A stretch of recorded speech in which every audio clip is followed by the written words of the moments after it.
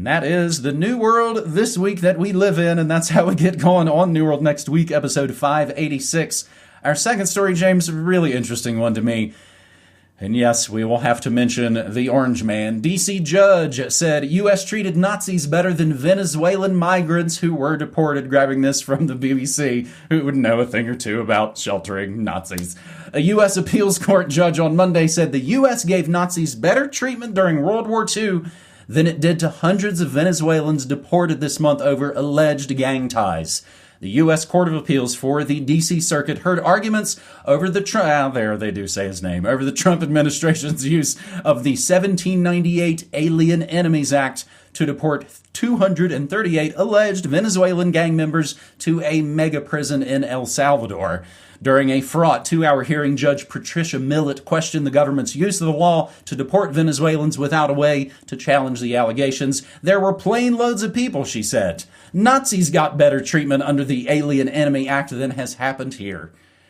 Earlier, a federal judge refused to lift a temporary restraining order blocking the Trump administration from deporting Venezuelan migrants with the invocation of the wartime powers.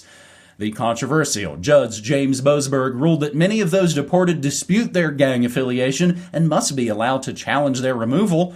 Trump proclaimed on 15 March that members of the Venezuelan gang Tren de Aragua were conducting irregular warfare against the U.S., justifying their deportation under the Alien Enemies Act of 1798. But later that evening, and again, that's pretty much how quickly everything has been moving these last few months, later that evening, Judge Boasberg issued a 14-day halt to deportations under the proclamation, verbally ordering the government to turn the flights around, and the White House said, sorry, bro, they're in the air already, it's too late. Now, James, I think I kind of like this story when the powers that shouldn't be all start to fight with each other. I'm sure we've talked about this before in different contexts, all New World Next Week. When they start to fight with each other, they'll start to admit and talk about all kinds of crap that, of course, we'd be crazy conspiracy theorists if we ever brought it up. But when they start to try and poke holes in each other, they'll start to talk about things like the U.S. treatment of Nazis. And maybe on the high point of hope that kids will go, U.S. Nazis, what? And then they'll learn about Project Paperclip, and then they'll start to get red-pilled, and then they'll be lifelong New World Next Week fans. What do you think, James? I like the ending of that. Yeah, I agree, yes. To the extent that the system fights with itself, it does at the very least reveal some of the information that they otherwise would like to keep wrapped up. And I think that is one of the good things about the left-right system. At least there's half of the system in power that is at least putting up a somewhat half-hearted fight against the other half. And from that, I mean, obviously, who cares about the politics on the cave wall? But from that, at least people can get a glimpse into what's happening underneath. Anyway, this is exactly in line with what you were saying earlier. Yeah, get those dog poo non-picker-uppers. Yeah, they get what's coming. Get those Venezuelan gang members. I hate them. But the word alleged Venezuelan gang members is doing a lot of heavy lifting there. Alleged. So now, people can be alleged to be a Venezuelan gang member and then sent to El Salvador. No questions asked. Can't even stop the plane. Like, what? No, absolutely no judicial oversight on that. Whatever. Just, you're gone.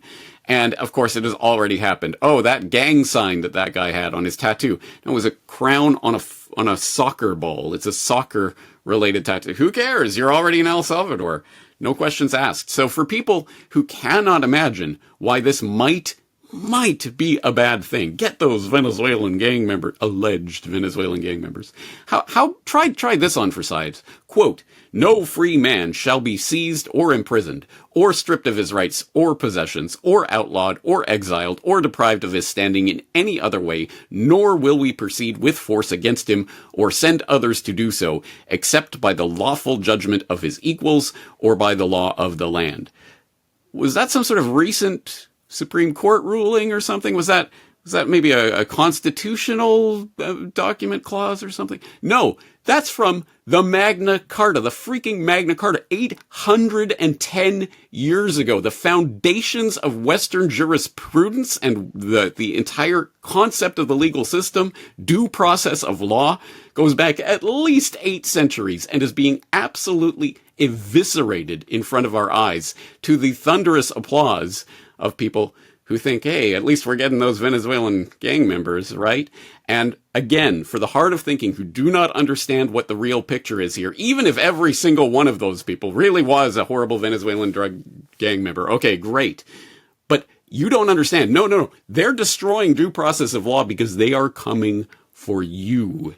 And one way that I would like to demonstrate that, I picked up on this story. It's a crazy story, but not for the reason that they think in the headline. So this comes from Zero Hedge.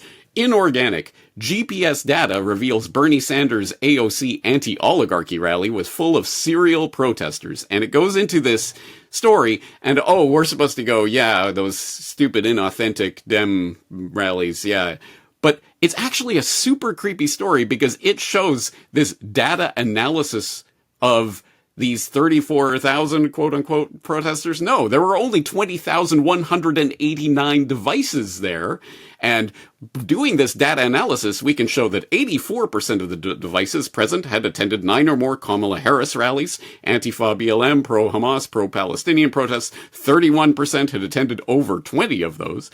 90% of those in the above 84% were likely working with one of these 5 groups, blah, blah, blah, et cetera, et cetera. How the hell do they know all of this precise data and information on every single person at that rally and every device and where those devices have been in the past and who these people are connected to? That, to me, is the story there. Not who was, okay, great, yeah, it was another inauthentic rally. No, the point is they know who you are, where you are, what you're doing, who you have been in association with before. They can track that completely with absolute ease. And you don't think that the absolute evisceration of due process of law is coming for you if you, I don't know, say, hey, I'm not comfortable with the Gaza genocide.